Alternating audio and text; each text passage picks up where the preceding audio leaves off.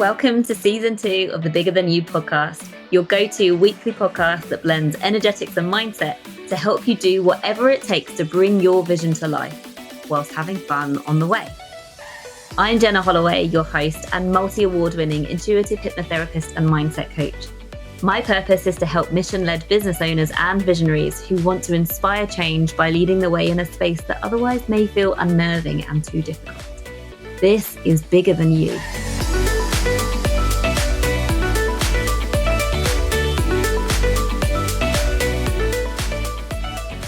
Thank you so much for joining me again. I'm really excited to share with you a guest on the show today, Laura Perkes. And Laura is a PR strategist, a brand storyteller, and she's the founder of PR with Perks. Welcome to the show, Laura.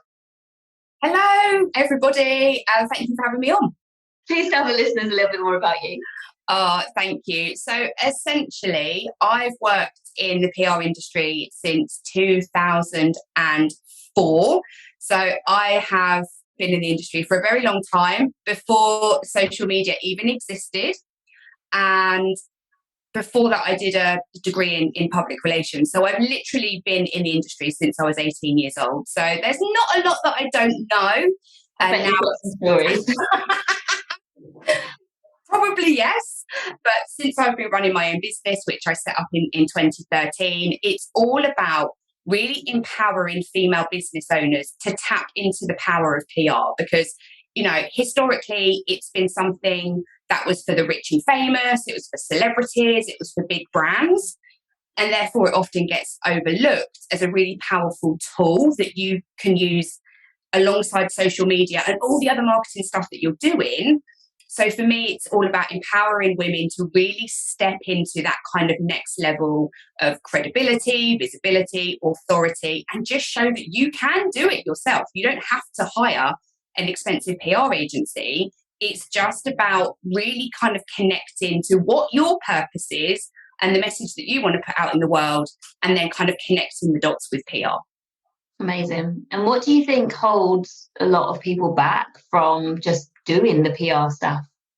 So I've got a really strong intuition. So often I sense what's holding people back rather than them saying it. Because as we know, if we don't feel perfect at something, we don't want to admit that it's not perfect, or we don't know. Yeah. I think with PR, it's a number of different factors. So first, you know, we see sensationalized headlines every single day on TV news programs and in newspapers. And I think it does put people off, because you're opening yourself up to negativity and trolls and the opinions of other people. For me, it's all about, let's ignore that mainstream media and let's really focus on who it is that you serve, who do you want to attract, and then let's actually position you in those media outlets. So it's actually just about kind of allowing people to experiment in a way that really lights them up, but it's also bringing new leads into their business. So yeah, PR, I think, you know, there's always the fear around doing something new, whether or not you're being a perfectionist, fear of being found out, that you're not an expert, you know, and I think a lot of it is all the mindset issues and all the beliefs that we hold when there's something completely new and we're out of our comfort zone. So I'm very much like, let's break this back into baby steps. Let's do this at your pace in a way that feels good to you, but it's going to deliver results over a longer period of time. So I'm all about people just kind of having an open mind and being curious to explore how it can work. I love that you said that. And like, yeah, because so much of what we hear and like the decisions we make, everything, most of it is all done subconsciously. And our subconscious, our brain only cares about keeping us safe. Like most people know that by now. And if you listen, you would have heard me say it probably every episode. And so we subconsciously make these decisions that we don't even know we've made. And so our brain will often link, I imagine this is the case anyway, our brain will link PR with, oh no, I don't want to put myself over there because that's the media, and all of the assumptions that we have about the media. And all of that is done sort of unconsciously. So we put that on the back burner in our business when it actually could really just like a rocket, like, you know, in terms of pushing us forwards. And like you say, building our credibility and everything. Yeah, totally. So what would you say, like, what do people kind of tell you when they work with you when they get stuck in, do you ever get any comments where they're like, oh, I didn't think it would be like this? And what are people's assumptions before they work with you compared to actually doing the work? That's a really interesting question, because up until a year ago, I only offered a done-for-you PR service. And I tried an online program, didn't enjoy it because I'm not an online program consumer, and therefore it just didn't feel like it was in integrity. And then I dabbled with group training programs, and I'd show up live, and I'd, run it live for 8 or 10 weeks. And again, I didn't enjoy it. But then last year I had this is going to sound really woo. Well, I'm sure your listeners will. Yeah, I'm down with that. You go for it. I was doing a meditation one morning, and all of a sudden, just clear as a bell, I had this download of, this is the program, this is how you're going to run it, this is what it's going to be called. And it is allowing female business owners to, again, dip their toe in the water. It's a 90-day program, and we're teaching the tools. This is what you need to get ready to pitch yourself to journalists. We give them opportunities. And time again, the feedback that I get is, I can't believe how much clarity it's given on my message, who my ideal client is, how I want to show up and what I want to be known for.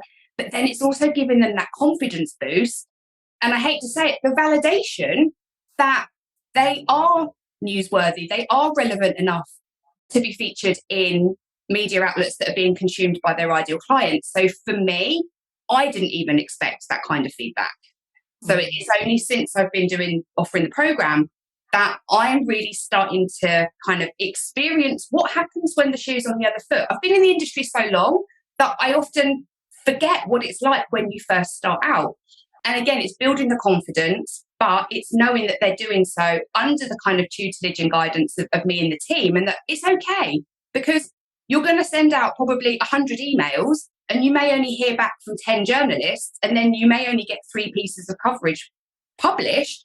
But my goodness, honestly, the reaction from everybody when they get that first piece is, you can just feel that kind of sense of elation and pride, and then it motivates them to keep going. So, for me, is I can, step back and actually just watch the magic happen. And it's just really empowering. And, and it motivates me to continue, and it motivates me to find new ways of working so that business owners don't feel like it's one more thing. Yeah. We're busy building a business, scaling a business. It's like, it's more than a full-time job. It's a lot of work. So for me as well, it's almost like, how do we weave PR into what you're already doing so that it doesn't just get put on the to-do list and then it drops down at the end of every week because there's just not been enough time. It's kind of about looking at, how are you spending your day, and where can we just tweak so that PR is then doing a lot of that heavy lifting, and then it's providing you with content to post on social media, on your blog, on your email list. So it's just about kind of simplifying that visibility process, the brand awareness, attracting leads. So yeah, it's taken me in places that I never even knew were available. That's amazing. And you're enjoying it so much more than what you were doing before that download came in. Yeah, absolutely. And it's interesting because, and again, nobody has said this, but it's what I sense. And I think historically, when people have come to us to do the PR for them, they feel like it's easier because they're not having to put themselves out there in terms of creating the ideas, pitching it to journalists, not hearing back, and then just keep going. Resilience is probably one of the biggest key ingredients of the survival of anyone in the PR industry. It's that ability to just keep going, because you know that the right idea will land at the right time. So often when it comes to done for you, I almost kind of have to prod and poke a little bit, because yes, we're introducing you to journalists, but we're not doing the interviews. We're not writing the articles, because that's better coming from you. We're not you. We can't represent you to the same extent that you can. So often I think there's this misconception that done for you is easier because you can then sit back and relax. And the thing is as well, you're then working on our time frame. So if we secure you 5 pieces of coverage and all 5 pieces need delivering in the next 7 days, all of a sudden you're a bit like, whoa, hold on, it's 2 minutes, I can't cope. So at least if you're learning to do it yourself, you have some control over the pace at which you're doing that. Yeah. And it must feel so much better, like in terms of the reward factor, when you actually get that piece yourself and you get something published, you've done it. But also with the support of you and your team. Yeah, absolutely. Yeah, it's brilliant. And, you know, the more work that I do on my own personality type and my zone of genius, pitching to journalists doesn't light me up anymore. You know, that was almost like Laura in her 20s.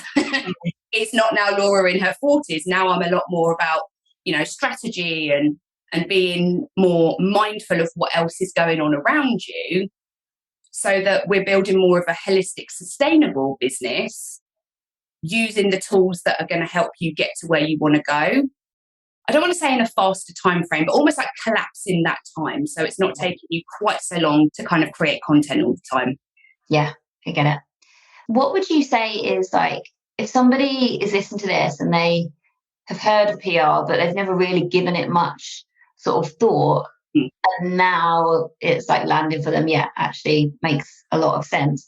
Where do you start? That's also a very good question. And it's why I wrote a book, which is available on Amazon, How to Get PR, because that literally takes you back to basics. It introduces you to PR, what PR is. Because again, I think we live in such a digital world these days that not many people really fully understand public relations as a modality. And what we see, you know, our peers and our friends posting on social media, really that part of PR is media relations.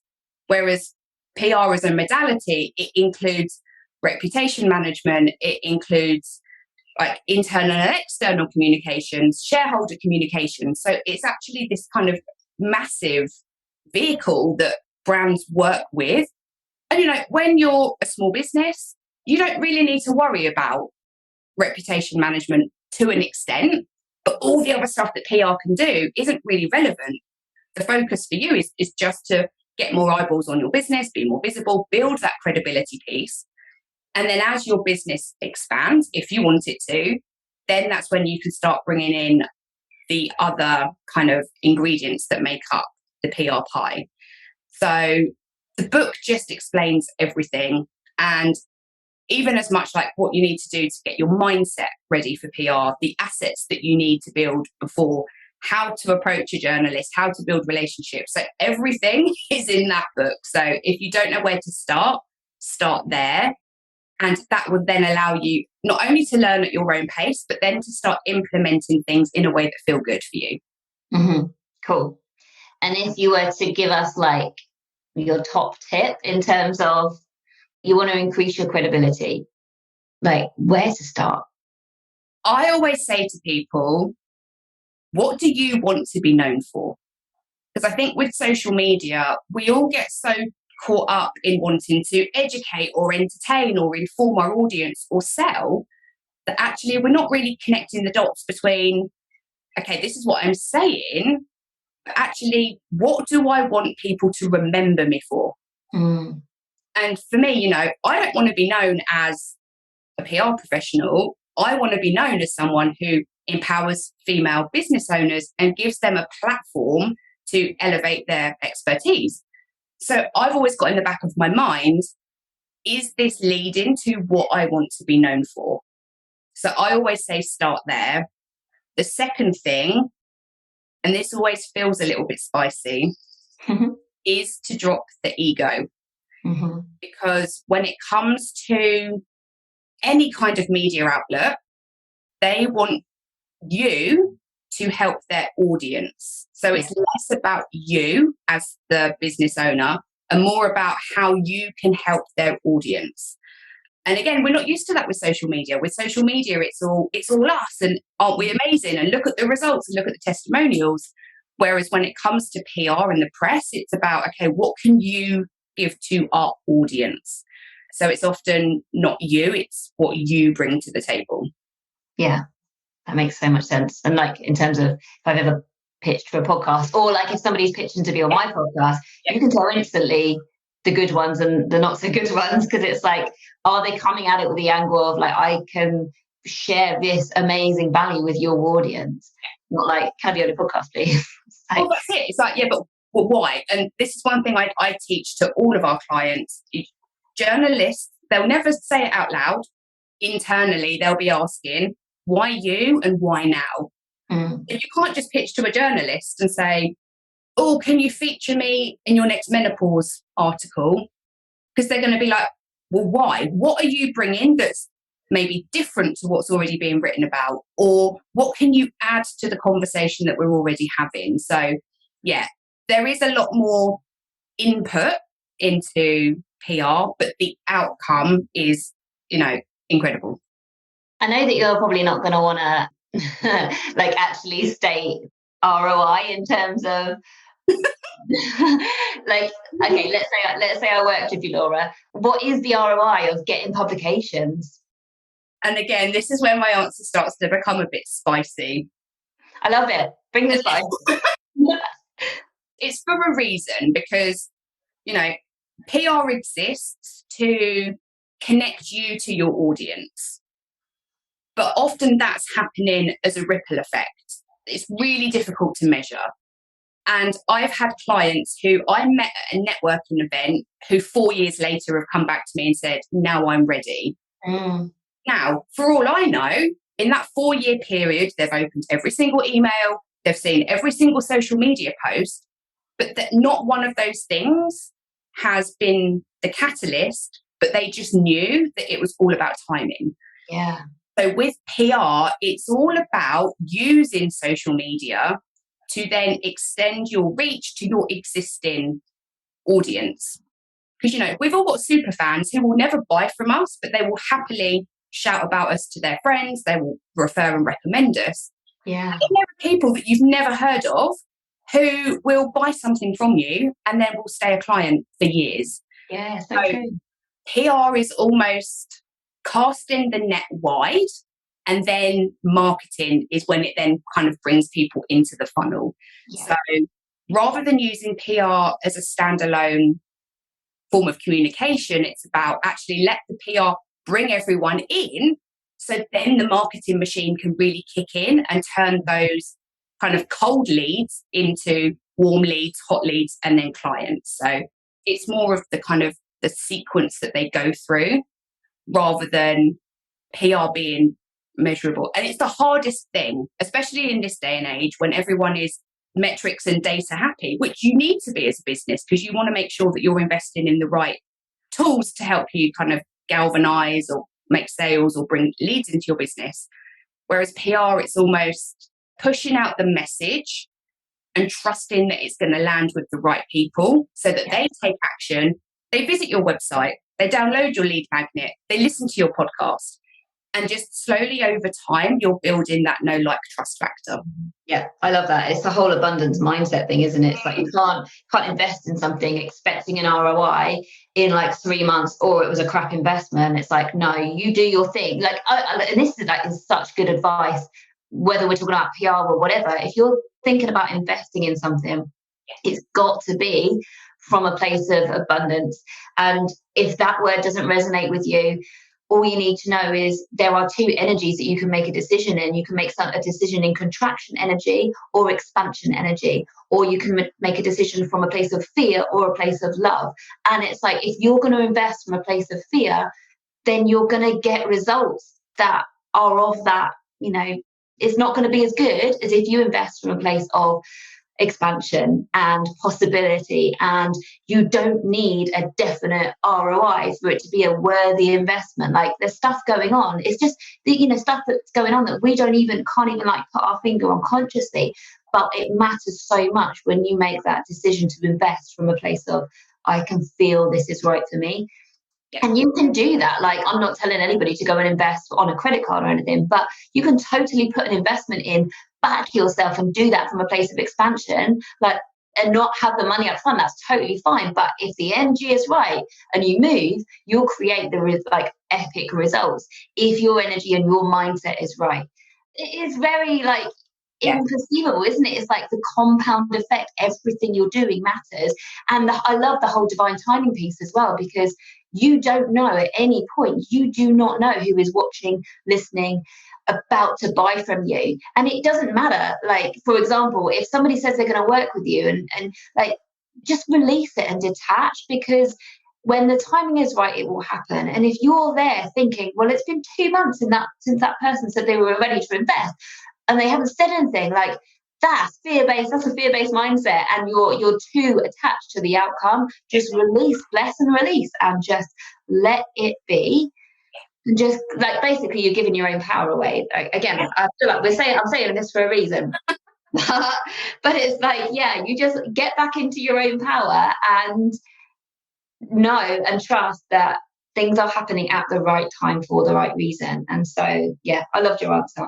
Yeah. And the crazy thing is, and actually I admitted this on a masterclass that I presented recently, is even though I've been in the PR industry for over 20 years, I've never really invested that much in my own PR. Because, is it like the cobbler's children? They're wearing tatty shoes that are broken and look horrendous because the cobbler's spending too much time working on clients. So I never really did a lot. And when I was gathering information for the masterclass, I was like, I did have a couple of pieces, which to me felt like enough. For me, I was very much like, I've been in the industry for so long, I don't need to prove that I can do my own PR. And then actually, there was a turning point in May last year. And it was probably because that was 6 months before my book came out. I focused on my own PR. And in the last 12 months, I've had 18 pieces of coverage published, not podcasts, just kind of articles, interviews, me providing expert comment. What has happened, and again, this is really difficult to track, but I'm now booking more consistent discovery calls. I'm attracting better qualified leads into my business. And I'm not having to educate people so much because my social media content's helping. Yeah. No one's phoning me up saying, oh, Laura, I saw you in Stylist. They're just saying, I'm seeing you everywhere and I'm loving the vibe. But again, because I'm being consistently featured in the press, I'm constantly on this high of, oh my God, I've been featured. Because I still react the same as everybody else. It's no different for me, even though I've been in the industry for so long. And it just kind of helps to do so much more of that heavy lifting. And then because I've been able to build my credibility, I'm now seen as an authority. And therefore, I feel more confident in increasing my prices. Mm-hmm. So there's so much that happens as a byproduct of being featured consistently. So for me, it's all about, a couple of pieces are great for credibility. The trust tags are fantastic. Now let's put a little bit more effort into it being consistent.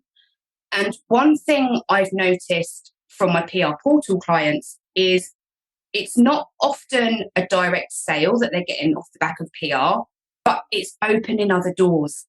And, our clients regularly have journalists emailing them saying, I'm writing this article on X, can you provide your expertise? Or they've said yes to a podcast recording.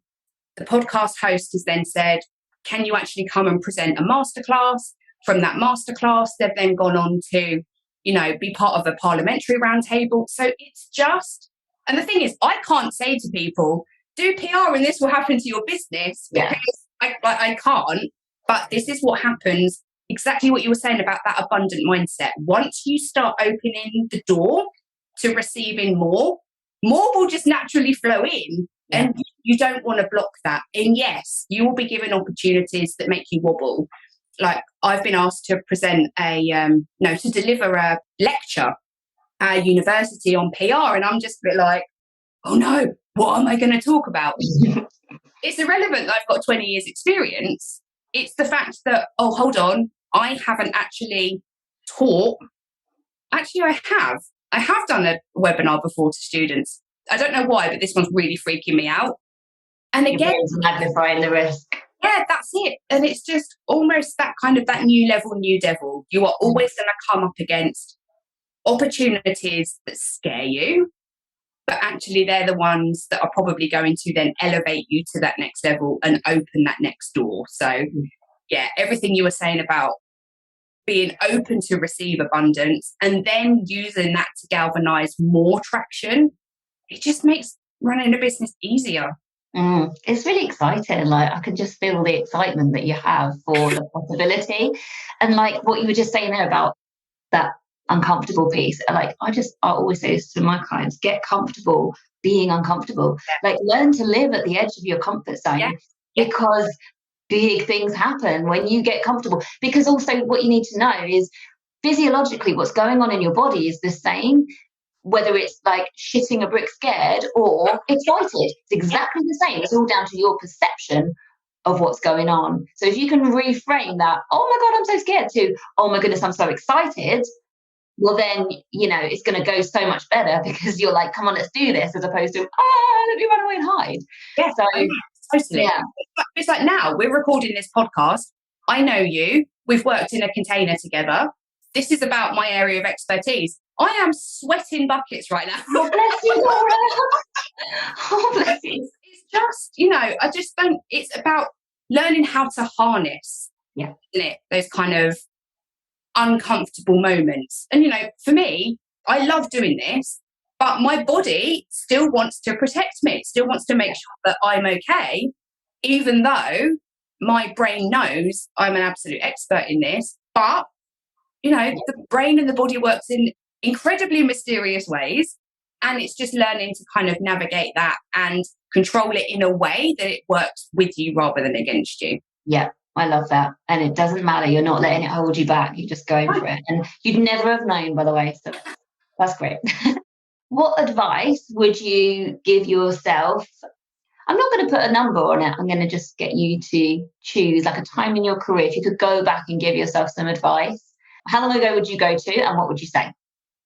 I would go back to my 20s, probably even from around 18 onwards. So when I was at school, I was very comfortable in my environment. And making that move and that transition to university, and I did choose to go to a university in Plymouth, so like 6 hours from where I live. I was like, if I'm going, I'm going. Yeah, I did that. But the reality was I missed home. I was all of a sudden in a group of women who were loud, who were so confident that actually that had a negative impact on me. And it took me a while. I mean, I think in the first couple of weeks, I remember sitting in one of the girls' bedrooms crying into her teddy because I was like, I don't want to be here. Yeah. And it was, so hard. And there has been a few times in my life where I've been at that crossroads where I've just wanted to get out. But I've known that it's for the greater good that I'm here and experiencing this. So don't run away from it. But I didn't know who I was in my 20s. And I don't think it was until I actually set up my own business at 30 that I started to actually feel more comfortable in who I am. And then it's only since I turned 40 a few months ago that I really feel like I've stepped into my fuck it era. It's almost like I don't need validation anymore. Yes, your opinion of me is always going to matter, but it's such a teeny tiny percentage now. It's not going to hold me back. Yeah. And I've always feared judgment and criticism, but I have to be careful because I can easily judge and criticize others. So it's almost that kind of the light and the dark, isn't it? And you know, in my 20s, I used alcohol as a crutch to feel comfortable in an uncomfortable situation. Like, I've never really enjoyed clubbing. I've never really enjoyed going out drinking, but I felt I had to because I didn't want to be like ostracized from a social situation. Because I am a very sociable person, but on my terms. And it's only during lockdown, really, that I realised, well, actually, I'm an introvert and I'm cool with that. Yeah. And the fact that I wasn't being invited anywhere, I didn't have to be the people pleaser that I've always been. And the amount of times I've said yes to things that I've not wanted to do, and then I've made an excuse why I'm not doing it. Now I know if somebody invites you somewhere, you don't have to make a decision on the spot. You can feel into it and just say, look, let me really kind of connect with myself and see if this is what I want to do. And then if it's a no, not feeling bad for it being a no. Yeah. And I guess that's more personal, but for me, I am business. Like Yeah. Laura Perkes is the business owner. So everything I do is kind of, it benefits the business. So I just kind of, I don't wish I was different when I was younger, because if I hadn't have experienced that, I wouldn't be who or where I am today. But I do think if I'd have understood boundaries a lot more and knowing that it's okay to be different to other people, I think I'd have made a lot of different decisions. Mm-hmm. So, yeah, I guess it's around identity, acceptance, and knowing that being different is actually your superpower. Yeah, I love that. And that's going to magnetize other people to you. So, yeah, the advice I'd give is be comfortable being you. Yeah, love that so much. And to not make yourself feel wrong for however you feel. That's okay. Can I ask, have you always been intuitive as well? I always have. I haven't always used it. Mm-hmm. But you do now, yeah? I'm not perfect. I remember years ago, one of my first mentors, she's like into spirituality, and she now uses numerology in business. And once I started working with her and really understanding who I am, I was like, okay, so now I know why I respond in a certain way in certain situations. So I have to almost run it through a filter, because I'm super impulsive. So you could say to me now, oh my God, should we go to France tomorrow? And I'd be like, oh my God, that is so amazing. Yes. And then in 3 hours, my body will be like, no, it's not right. And then I'll be like, oh, okay, now I've got to get myself out of this situation. Whereas now, if an opportunity comes up, yes, I want to immediately say yes or no, but I say to the other person, just give me time to actually figure out if this is what I need to be doing right now, or if it's just a good idea. Yeah. So, and the amount of pink flags that I've seen in potential clients who I've thought, oh, no, it'll be fine when we work together. And it's just been horrendous. And people will say to me, were there pink flags? Yeah, there were, but I ignored them. So I'm learning to spot the signs. Yeah, such a good point. It is never, ever a good thing to ignore. I love that you call them pink flags. Do you not call them red flags? No, because I don't think they're major enough to be red. Oh, interesting. Yeah, so I call them pink because they're not obvious enough for me to say no. Yeah, they're very subtle. Yeah, but there's something there, but I'm choosing to ignore it. Yeah. Intuition is always right, isn't it? Yeah. Amazing. Thank you so much for all of your wisdom and thoughts and opening up for us, Laura. Is there anything left on your heart to say, do you think? I would say, whether or not you choose to dip your toe into the PR waters, always stay curious, because I think it's curiosity that enables us to find the joy in everything that we do, even when it feels uncomfortable, even when we don't know in the moment what's right or wrong.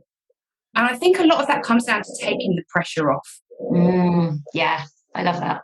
And I see so many business owners, and don't get me wrong, I still do this, but I think because I've now had like nearly 10 years in my own business, I'm more chilled out and I'm more able to step back and reflect. So when I see people who are trying all the things and nothing seems to be working, I just want to say, just take a step back, take a moment and breathe and actually reconnect to what is it you want to do. Yeah.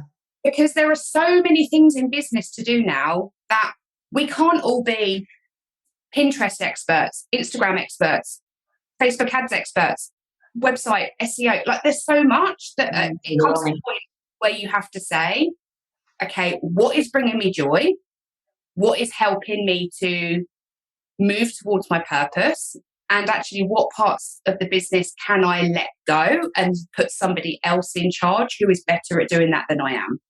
Yeah. And that was one of the biggest lessons I learned when I expanded into having like a team of contractors to help me, was actually they strengthened my weaknesses. Yeah. And I can't build or scale the business to where I want it to be and where it's naturally going if I'm saying yes to doing everything. Yeah. And I had it recently where I kept saying, no, I'm going to deliver the clients. I deliver the clients. You know, because for me, it's like, I've got credit card debt. I want to pay off credit card debt. So I'll just do the client delivery. And then I thought, but if I'm so focused on delivery, I'm not building the evergreen funnel. I'm not doing cold outreach. And I don't actually have a pipeline of leads coming in all the time. So actually, let's expand the team again, bring in the experts who love the delivery. And then that frees up my time to do all the bits that I now love and get enjoyment from. Yeah. So yeah, it's all coming back into you and reconnecting with your purpose and your why, and just it being fun. Because if it's not fun, like, why are we doing it? Yeah, exactly. Follow your joy and listen to your intuition in a nutshell, isn't it? Yeah, totally. Yeah, so good. Thank you so much. Where can people find you, Laura? So I am across different social media platforms. So you can connect to me on Facebook, Laura Perkes, LinkedIn as Laura Perkes, or on Instagram as PR with Perkes. Amazing. And would you like to share anything with the audience? I do have a free download that might help people. It's an insider's guide to PR. So it's completely free. It's available on my website, prwithperkes.com/insiders-guide. And that really will give you like a good starting point to consider, what is it that you want to be known for? Who do you help and why? Where do you need to be seen? So it almost helps to create that little mini map that will take you from where you are today to exploring what's available to you with PR. Yeah, so good. Like, get yourself started. The first step's the hardest kind of thing. So. Yeah, that's it. If all you do is download the guide and read it and just start being curious to that journey, yeah, that's all you need to do right now. Amazing. So we will put all of those links in the show notes for you. Thank you so much for being with us, Laura, and see you all next week, everybody. Bye. Bye. Thank you for listening to the Bigger Than You podcast. If you found it valuable, please forward it to others who you think might benefit from listening, and be sure to subscribe to get the new episodes when they release. And if you're listening on iTunes, please leave a rating or a review, as it really helps the show to grow. You can find me on LinkedIn, Jenna Holloway, or on TikTok and Instagram, and my handle is @IamJennaHolloway. And you can find links to whatever we cover in the show notes. Thank you for listening, and see you next time.